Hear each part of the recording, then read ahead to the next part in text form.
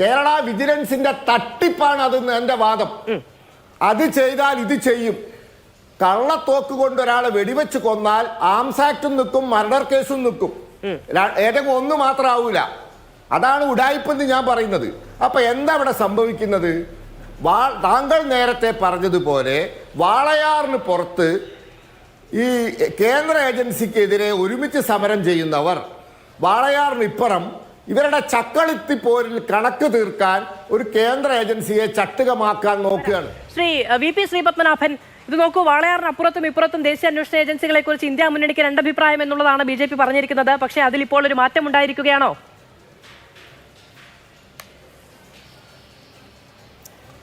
മാധു, ഞാൻ ആദ്യം ഒരു സ്റ്റേറ്റ്മെന്റ് നടത്താം, എന്നിട്ട് ഞാൻ അത് എന്തിനാണ് നടത്തുന്നതെന്ന് പറയാം. ഇവിടെ ഇന്ത്യ മുന്നണിയിലെ രണ്ട് ഘടകകക്ഷികൾ തമ്മിലുള്ള ചക്കളത്തി പോരിലേക്ക് CBIനെ അല്ലെങ്കിൽ കേന്ദ്ര സർക്കാരിനെ വലിച്ചഴക്കുകയാണ്. അതാണ് എൻ്റെ സ്റ്റേറ്റ്മെൻറ്റ്. ഞാനിത് എന്തിനാന്ന് പറയാം. സുപ്രീം കോടതി കൃത്യമായി നിരവധി കേസുകളിൽ പറഞ്ഞിട്ടുണ്ട്, MLA is a public servant. MLA ഒരു പബ്ലിക് സർവൻ്റാണ് under prevention of corruption act, അഴിമതി നിരോധന നിയമപ്രകാരം. ഇവിടെ VD സതീശൻ വിദേശ രാജ്യത്ത് പോയി ഇത്തരത്തിൽ പണം പിരിച്ച് അത് അദ്ദേഹം ഇവിടെ നിയമവിരുദ്ധമായി ഉപയോഗിച്ചിട്ടുണ്ടെങ്കിൽ രണ്ട് കുറ്റകൃത്യങ്ങൾ വരും. ഒന്ന്, ഈ പറഞ്ഞ പോലെ FCRA ആക്ട് പ്രകാരം. രണ്ട്, അദ്ദേഹം ഒരു പൊതുപ്രവർത്തകനായതുകൊണ്ട് അഴിമതി നിരോധന നിയമം ബാധകമാവും. നിങ്ങൾ ഒരു തോക്ക് സംഘടിപ്പിച്ചിട്ട്, ഒരു നാടൻ തോക്കല്ലേ കള്ളത്തോക്ക് സംഘടിപ്പിച്ചിട്ട് ഒരാൾ വെടിവെച്ച് കൊന്നാൽ കൊലപാതകം മാത്രമല്ല ആംസ് ആക്ട് പ്രകാരമുള്ള ചാർജും നിങ്ങൾക്ക് വരും.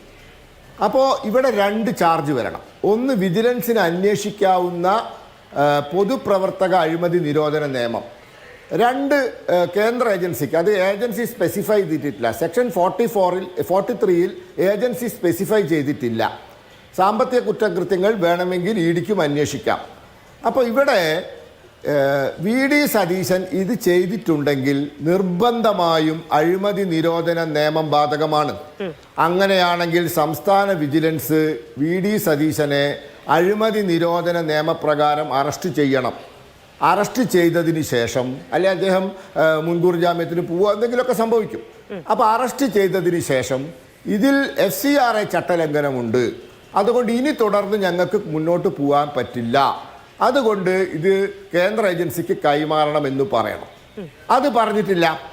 ഇവർ അഴിമതി നിരോധന നിയമത്തെ പറ്റി മിണ്ടുന്നില്ല. അത് ഇവർക്ക് ബാധകമല്ല. അപ്പം കള്ളത്തോക്ക് കൊണ്ടുവന്ന് ഒരാളെ വെടിവെച്ച് കൊന്നാൽ ആംസ് ആക്ട് ആദ്യം വരും, പിന്നെയാണ് കൊലപാതകം വരിക. അപ്പോൾ ഇവർക്ക് വിദേശത്ത് പണം വന്ന കാര്യത്തിലേ താല്പര്യമുള്ളൂ.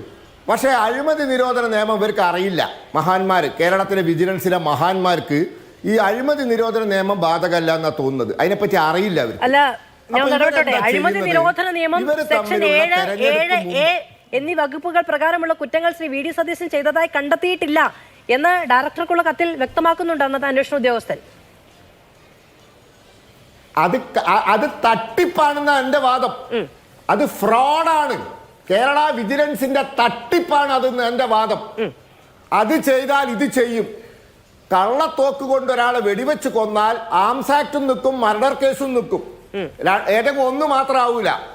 അതാണ് ഉഡായിപ്പെന്ന് ഞാൻ പറയുന്നത്. അപ്പൊ എന്താ ഇവിടെ സംഭവിക്കുന്നത്?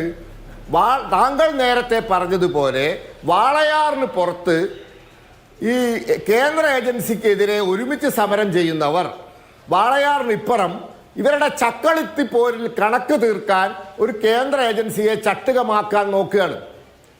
മനസ്സിലായോ?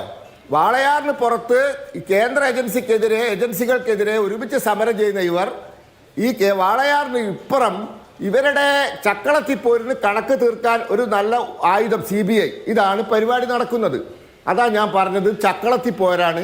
അതിന് CBIനെ ഉപയോഗിക്കാൻ, അല്ലെ കേന്ദ്ര സർക്കാരിനെയും കേന്ദ്ര ഏജൻസിയെ ഉപയോഗിക്കാനുള്ള പരിപാടി. ഇത് സോളാറിൽ നമ്മൾ കണ്ടതാ, ഓർമ്മയുണ്ടല്ലോ? സോളാറിൽ ഇത് കണ്ടതാ. ഇവർക്കൊന്നും ആവാത്തപ്പോൾ അങ്ങോട്ട് തട്ടിയിട്ട് അവസാനം എന്തായി? അപ്പോൾ കുറ്റം എന്നിട്ടെന്താ? കുറ്റം പറഞ്ഞെന്താ? അതാ കണ്ടോ, BJPന്റെ CBI അവരെയൊക്കെ ഒഴിവാക്കിയിരുന്നു.